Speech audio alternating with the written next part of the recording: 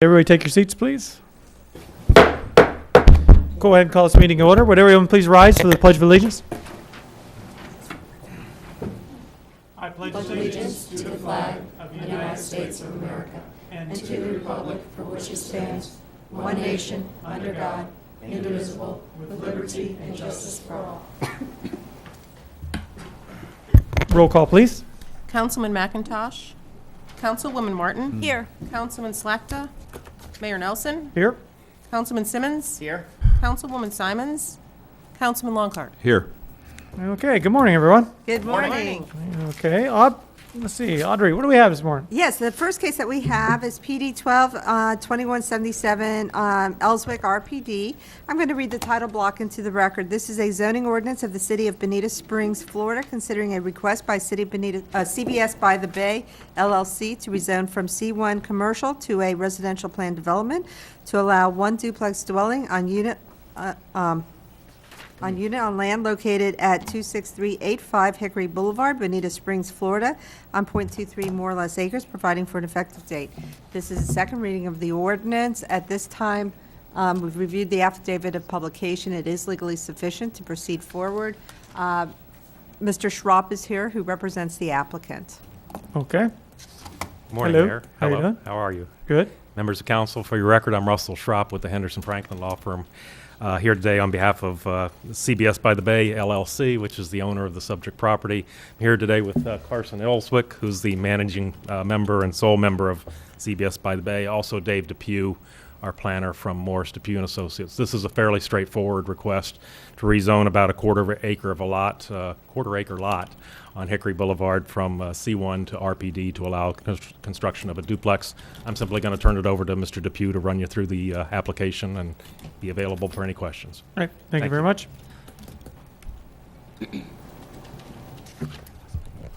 Good morning. My name is David Depew, and I'm here representing the applicant in this matter. I do have a PowerPoint over there, if we could punch it up. I just don't know how detailed you would like me to be at this point. There's really not much controversy with regard to this one. The green one that's sitting right there, that one. Oh, go ahead.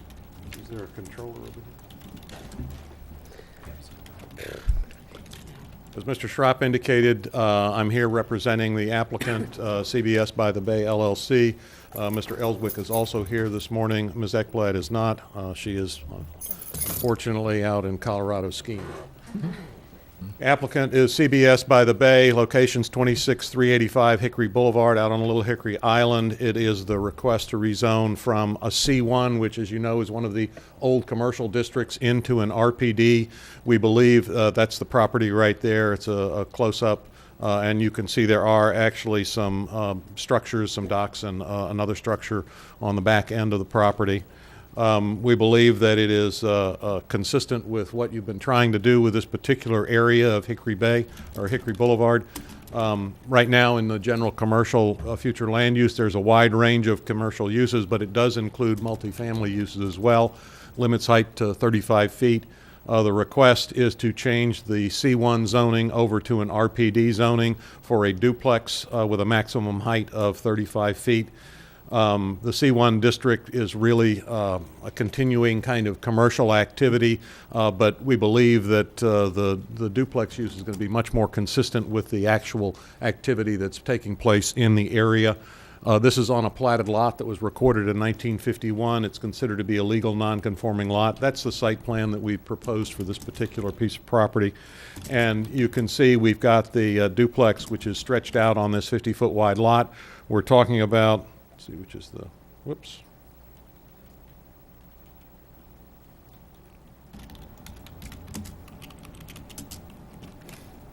Well, so there used to be a laser on this. Which is the button for, oh, there it is, okay.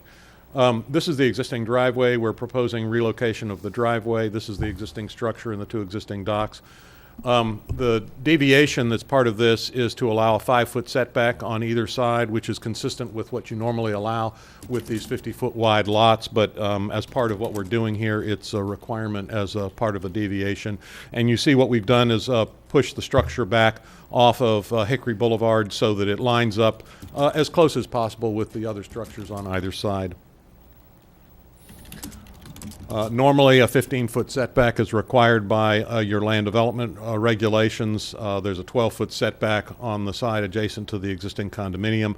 We believe that the 5-foot setback there is consistent with the surrounding developments for these sorts of residential activities.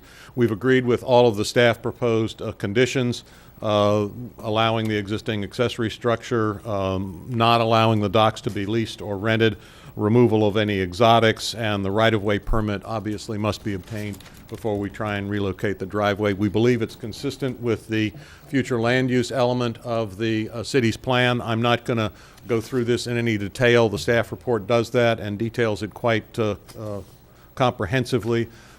These slides simply go through and talk about the maximum height and the multifamily uses, the fact that the surrounding area is a mix of uses. We have the Beechwood on the Bay condo just to the north. To the west is the Brooks Beach it's a private club, the Brooks Beach Club, which is a recreational facility, as well as the Windsong condo, another multifamily residential building. To the south is more of the Brooks Beach Club, the parking for the private recreational facility, and to the east is Hogue Channel. So the uses in the area are consistent with what we're suggesting. Bonita Springs Utilities will service the property, as will the solid waste disposal service. Access will be directly off of Hickory Boulevard, as you saw from the aerial photograph. We believe that the proposal does not encroach on the Hickory Boulevard right-of-way, and as you saw from the sketch, we set the house back as far as we possibly can on the property in order to preserve the area open between the structure and Hickory Boulevard if there's something in the future that we need to do. We believe this is an infill request that reduces density in the area. We believe that we have met all of the requirements for the findings, and we will meet or exceed all of the performance criteria found in the code. We don't think we're going to adversely affect any of the critical areas. We believe that this is indeed consistent with the surrounding uses and activities, and we would request approval of the rezoning to the CPD with the conditions as noted by the staff. I'm happy to answer any questions. Thank you very much. Nicely done. Council, you got any questions before we bring staff up? Any questions? Nope. Thank you very much, sir. Thank you.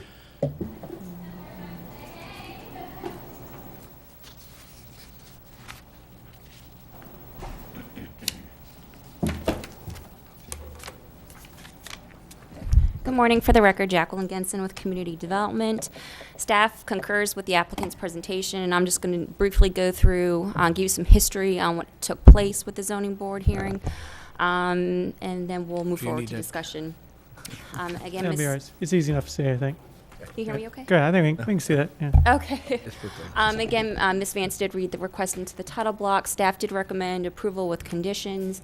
The zoning board also recommended approval with conditions. They did modify one condition to address a public comment concern, and that is condition 6, and is provided in your backup documentation. Staff went ahead and entered into the record our staff report and our presentation, which went through all the consistency with the Bonita plan, compatibility with surrounding uses, so that it is provided in the record. During public comment, we did have one concerned neighbor to the north that came and spoke about side setbacks, the placement of mechanical equipment, off-site utilities, and drainage impacts. And what we did is try to address the the public commenters' concern as much as possible. With the side setbacks, existing, the condos do sit back 12 feet. Staff did recommend 5 feet setbacks for this property because it is consistent with the development patterns along Hickory Boulevard. Condition 6 did address the mechanical equipment concern. So any mechanical equipment will be on the southern side, which is adjacent to the Brooks Beach Club parking lot. In terms of off-site utilities, at time of permitting, the applicant will go ahead and coordinate with BSU or any type of utility provider that is in that right-of-way to address those. In terms of drainage impacts during residential building permit, the applicant will be required to submit a drainage plan to show how the property will drain. And we work very closely, our engineer does, with Lee County DOT. So we'll have, roofing and gutter systems and drainage into the Hickory Boulevard right-of-way, and that will all be addressed at time of building permit. For zoning board discussion, there was some discussion with some of the members about buffering. Because this is a multifamily use to a multifamily use, there is no buffer requirement in our code. But again, Mr. Elswick will probably, at his leisure, landscape accordingly as he sees fit. But as a board itself, they did not recommend any type of condition, and staff didn't feel that was appropriate either. And the other question that came up again was the side setback discussion. So, but the zoning board again as a whole did not disagree with staff's recommendation of 5-foot side setbacks. Again, they did recommend approval with a modification to condition 6. And this is just, again, the location which Mr. Depew went over, the site plan which Mr. Depew also went over. This goes into a little more detail about the deviation. And this is not an odd request. We've had this on several infill RPDs, one which was recently the Esplanade RPD, where it's really for larger developments where they have several hundred acres and you want to have a perimeter setback of 15 feet, and that usually will encompass some landscape buffering as well. But when you have your infill projects like this, it's really a little cumbersome to make that applicant adhere to that 15-foot buffer requirement, install landscape buffering when it is a multifamily to multifamily use. Could I just ask her a question? If you put in a landscape buffer, would that affect the view zone from driving Hickory Boulevard of seeing the channel? Well, it could, yes. Thanks. But again, our code does not require a buffer from multifamily to multifamily. And that technically is what a duplex is considered, is a multifamily structure. This goes over, again, the surrounding properties, which Mr. Depew did touch on. And these are some photos from staff's site visit that can just show you a little bit more of the surrounding uses and what currently exists. These are the condos to the north. This is their buffering vegetation that's on the condo property. This is the existing structures that do remain on site and are conditioned to only exist in accordance with our nonconforming structure code. And this is the property to the south, which is the Brooks Beach Club. And this is the property directly to the west, which are some condos and the Brooks Beach Club recreational facility. Again, staff found that it demonstrated consistency with LDC to go ahead and approve with conditions the request to rezone to an RPD.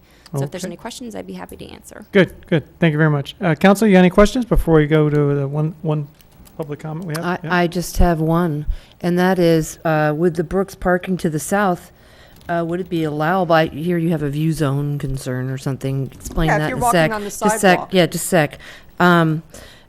To allow them, 5 feet's not very much between properties or the property to the south and their building. But could we allow them to build a wall there because they might want to have one?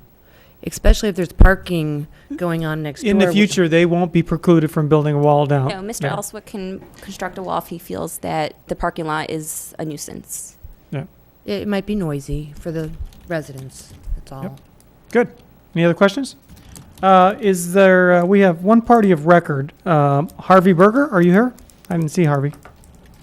No, and that's our parties of record. Council, any other questions? It was just the view zone concern. What's that? What's the deal? In your comprehensive plan, there's elements where you want to see parts of Gulf of Mexico and the Bay and have the opportunities to see it. And by having that buffer, it would be something that would diminish people's ability of seeing the bay, the channel, from the street or sidewalk. I mean, obviously, they still have a right to put in a buffer if they want to put in a buffer, but, from a legal obligation forcing them to put it in, you actually would be inconsistent with your comp plan. So you're talking about the setback and you're talking about buffering. So what you're saying is by having a 5 feet, it will reduce the public's ability to see through there, right? Is that what you're saying? That's what she's saying. No. No, she's no. talking 5 about buffering. I'm talking about buffering. The 5 foot is relatively standard because of the lots in the zoning ordinance. Is this a 50-foot lot? Correct, this is a 50 wide lot. It allows for a 5 foot. Well, in the reality of it is, on a Frankly. residential lot or on any lot, practically, you can plant as many trees and vegetation as you want. Right, So can you could disturb build it. a little forest around your house, which we all think is great, but there goes the view, so. Don't we have a fire code that doesn't allow that? We do, but it applies to development order projects, and this project would not meet that threshold. Thank you. Okay, all right. Any other questions? Bill? Move the item for approval. We have motion Second. approved, and we have a second. Any other comments? Just briefly. Yes, go right ahead. Audrey, you had mentioned the view zone from the street and from the sidewalk, but you had also mentioned from the backwater. The view that you would actually receive would be Hogue Channel Right. on this parcel, the location. Although you're right, if you're on the channel, you could actually see, So that's right, exactly. Right. No, but I'm just trying to ask. yeah, you could. It's very narrow. You're right. Okay. Thank you. Okay. Any other questions, comments? Well, we'll just have to have a couple of parks along there. That would be good. Yeah. I think that would be excellent. Yeah. All right, roll call, please. Mayor Nelson. Aye. Councilwoman Martin. Aye. Councilman Simmons. Aye. Councilwoman Simons. Aye. Councilman Longcart. Aye. All right, there you have it. Thank you very much. Thank you. See ya. Okay, what else you got for us, Audrey? Thank you. We have another case. It's, I'll read the title block into the record. This is a zoning ordinance of the City of Bonita Springs, Florida, considering a request by Palmyra Residential Commercial Plan Development, RPD, CPD, to deviate from LDC 4-934, Note 10, to permit multifamily dwelling units in conjunction with the existing 23,000 square feet of commercial uses located within the Palmyra CPD south of Bonita Beach Road and east of Palmyra Boulevard, providing for an effective date. This is a second reading. I reviewed the affidavit of publication. It is legally sufficient. And I believe at this time, Ms. Alexis Crespo, who represents the applicant, is ready to proceed. Good morning. For the record, Alexis Crespo with Waldrop Engineering, representing the applicant, Palmyra Village LLC. Joining me here today is Steve Hagenbuckle, who is the applicant and owner of the remaining 3.4 vacant acres within the Palmyra CPD. We also brought with us Mr. Ted Treesh, president of TR Transportation Consulting, to answer any transportation-related questions you may have. We did secure a TIS waiver as part of the application process because no increase to density or intensity is being proposed here. However, he is available for any questions you may have. And the request before you today is very limited in nature. We are seeking an amendment to the overall CPD to include an additional deviation from Section 4-934, Note 10 of your Land Development Code. And what this note says is that within a CPD, a minimum of 50,000 square feet of commercial uses are required in conjunction with multifamily uses. You may recall we were here approximately 2 years ago requesting the ability to move forward with multifamily prior to the commercial, and we're back here today requesting that the existing 23,000 square feet of commercial uses within the Renaissance Center meet that threshold for commercial uses within the CPD. And this deviation is required in order to develop Mr. Hagenbuckle's 3.4 acres with residential uses. As it currently stands today, the zoning would only allow commercial uses on his subject property.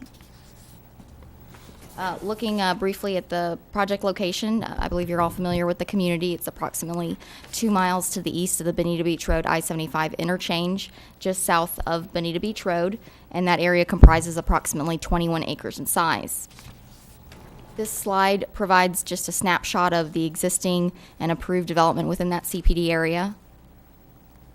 The Renaissance Center is in the southern portion, and again includes approximately 23,000 square feet of existing non-residential uses to service the area residents. We also have the tennis center. The 17-acre property located at the corner of Mattioti View and Bonita Beach Road has development order approval for 152 multifamily units as part of the Sorrento community, and that is a D.R. Horton development. So that leaves Mr. Hagenbuckle's property, which is located just to the east of Palmyra Boulevard, again is approximately 3.4 acres and is currently vacant. Unless this deviation is approved, I've noted that commercial uses would have to be developed on the property, as there's no relief from that minimum threshold of commercial uses. We wanted to give you an idea of some of the commercial uses currently approved that could be built with local development order approval, meaning no public hearings. These types of uses could be developed today upon that administrative process with your staff. And in our opinion, they're quite intensive in nature. They were intended to be developed as part of a larger town center type concept. That vision was never achieved, and now you have a fairly small property with intensive uses approved on it, such as package stores, fast food restaurants, banking with drive-throughs, and daycare for children, which is a high peak hour traffic generator. So to avoid these types of uses from being developed, we would require the deviation to be approved as presented in the staff report. And this is really linked to market demand. There's not a strong demand for commercial on this property. One, because of the build out of that CPD largely with multifamily uses, the overall nature of the Palmyra community is a golf course community, and also because of the existing commercial uses within very close proximity to the site. Just 1 mile down the road at Bonita Grand and Bonita Beach Road, we have the Burnwood Park of Commerce with upwards of 300,000 square feet, not all developed of commercial and light industrial uses. And then we have an additional 500 to 600,000 just to the west of the interstate. Another item of note is the trend towards regional shopping destinations, and you have both Coconut Point and Gulf Coast Town Center within a 10-mile radius, providing upwards of 4 million square feet of retail uses. And the trend is for these shopping destinations to really draw a lot of the demand and decrease the viability of smaller neighborhood centers. So to summarize our request, the amendment is required to allow for the build-out of Mr. Hagenbuckle's property with multifamily residential uses. This will be a significant decrease to the project intensity based upon the commercial uses approved for that property and the intent to develop upwards of 120,000 square feet of commercial uses within that town center. This request is not proposing any changes to the approved schedule of uses, to the approved master concept plan, open space preserve areas, or the development standards. Your staff has deemed the request consistent with the Bonita Plan as well as the Land Development Code, found it to be compatible with the surrounding community. Again, did waive the TIS requirement based on the lack of impact to trip generation for the site and in effect the actual reduction to trips within the community.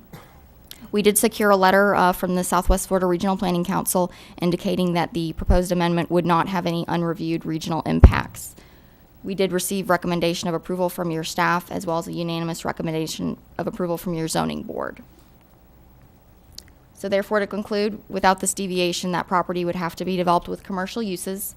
This deviation, we feel, will ensure compatibility with the Palmyra community.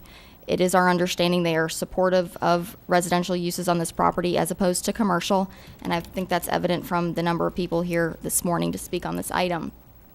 We feel this amendment will allow the project to be consistent with market demand and move forward to build out at a much more rapid pace and will result in a decrease of intensity within this project.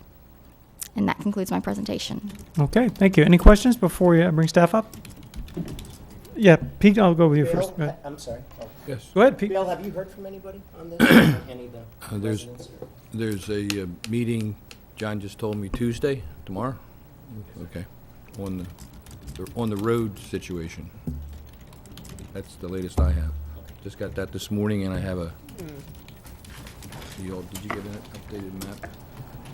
I do not have the updated map. The what? Updated map. Showing the entrances and the possibilities and what they plan to do. I'm going to ask Jennifer to come up for a minute. Could I ask Jennifer to come up? And I would like you to kind of frame what we're exactly talking about here and what we're not talking about here.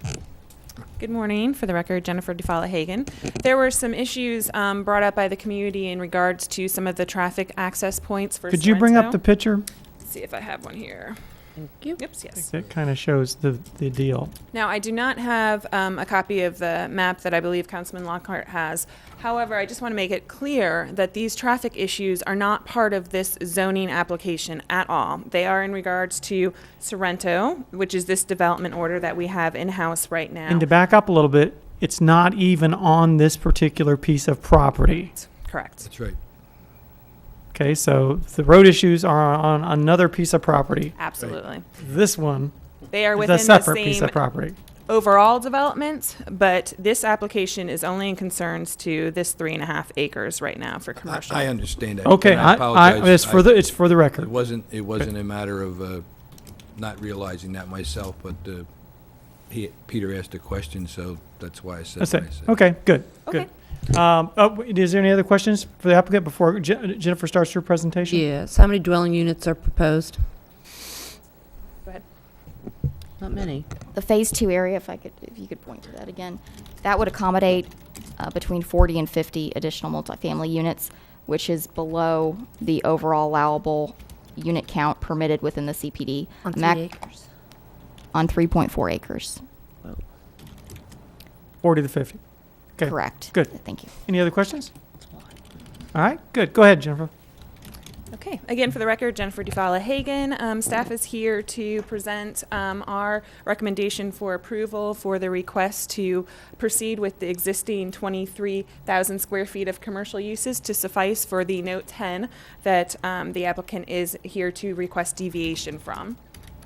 Again, Alexis has done a very good job of demonstrating the future land use designation, current zoning on the property, and also the use currently is clear and vacant. We just looked at the area location. Again, for the record, we are talking about the 3.5 acres here that is up for the application for the deviation. Again, the existing commercial uses that fall within this area, there's already 23,000 square feet of uses. These include the fitness facility, the active recreational amenities, restaurants, specialty retail, and other associated residential commercial uses. This does not encompass the square footage that is already there, which is an additional 37,000 square feet, but that is part of the other development. So again, this request is only to meet the square footage of 23,000 in comparison to what otherwise would have been 50,000 square feet that's required by the Land Development Code. There we go. So in conclusion, basically staff is in agreement. We recommend approval of the applicant's request to proceed with the residential component of this development rather than pursuing commercial at this location currently. And if the board has any questions, if council has any questions, I'd be happy to address them, but it is a pretty straightforward request at this time. Okay, and so far as specific recommendations or deviations or anything like that, this is the deviation? This is it. This is it. Yeah, okay. Yes. Okay, any questions for Jennifer? Okay, Yeah. okay, go ahead. Just one. This isn't specific. This is just a general question. Okay. You know, when this was approved, I remember way back when, I think the guy in my seat didn't vote for it. Because there was a conversation about new urbanism and neighborhood nodes, and that was one of the things that was going to, you know, make this more compatible because it was way out in the DRGR and that was a big to-do. And so instead of having urban sprawl, we were going to create a little community so everybody could be self-contained, and I guess we're rejecting that concept? Not rejecting that concept. We're just following the differences of the market conditions that's happened since 2006. This was originally approved in, 2003? I think it's a rejection. I believe. Way back. So we all know market conditions have changed the product type in there. The folks are very happy with the residential components. Also, there is commercial availability within a 2-mile radius of the Publix down the street. And we also know that there's been this huge retail sucking occurrence from Coconut Point. That's exactly and how I Gulf would have Coast. described it. And I have not heard that in a zoning meeting yet. It's a very official planning term, but it is a reality. And unfortunately, as much as we would like to not promote sprawl, we know what the existing conditions are, and we also have heard what the residents of Palmyra wish for. And there unfortunately is a large component of the commercial space that is located within Palmyra, including their, their restaurant cafe, or that is sitting vacant right now. So unfortunately, we are just examining what's going on in the development right now and trying to meet the needs of those there. And this could actually help those other nodes succeed. Absolutely, absolutely. Yeah. Less competition. Yeah. Or not. Or not, right. Because more commercial might draw more commercial too. So, Right. well, okay. So. I just Okay. think planning is more than 10 years within a time frame. You'd think 50 years down the road, but I agree. thank you. Long time to hold a note on a piece of vacant property, isn't it? Yeah, it is. Okay, anyway, any other questions before I'm going to call I don't think we have anybody here, but we'll go ahead and call the parties of record at this time. Marianne Ziegler, new. Emmett Potter. Emmett, would you like to speak? Come on up, sir.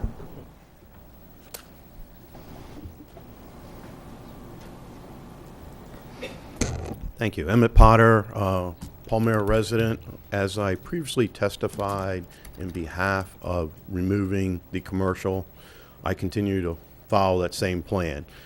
You know, as I believe staff pointed out, we have a building setting in Palmyra, commercial, was our Pronto Cafe, and it's vacant. Nobody's interested in doing anything with it, so adding more commercial, just don't see it. We'd rather have the residential. So, thank you very much for your time. Good, and thank you for coming. All right, Lou Bobroff? No. Meg Jacobson, I do not see her here. And Frank Pacuo, yeah, come on, Frank. Frank woo. Pacoco, yeah. Speaking on behalf of the Golf Club at Palmyra Inc., the owners of all the abutting property, we've been in discussions with our city councilor and the developer, Horton, as well as Mr. Hagenbuckle, owner of this property, and we have no objection to the recommended change on zoning. All right, thank you, Frank. Okay, that's it for the parties of record. Council, you have any other questions, or what's your pleasure? Move the item. Move the item. And is there a second? There's a motion and a second. Any other discussion? Okay, and just for the record, like you had said before, John is meeting with the other representatives of Horton. All right? Roll call, please. Councilman Simmons? Aye. Councilwoman Simons? No. Councilman Longcart? Aye. Councilwoman Martin? Aye. Mayor Nelson? Aye. Okay, so we have four affirmatives, so it passes, right? Okay, Yep. thank you very much. And do you have any more business for us today? No, sir. Thank you. Council, thank you very much, and everyone, thank you for your time.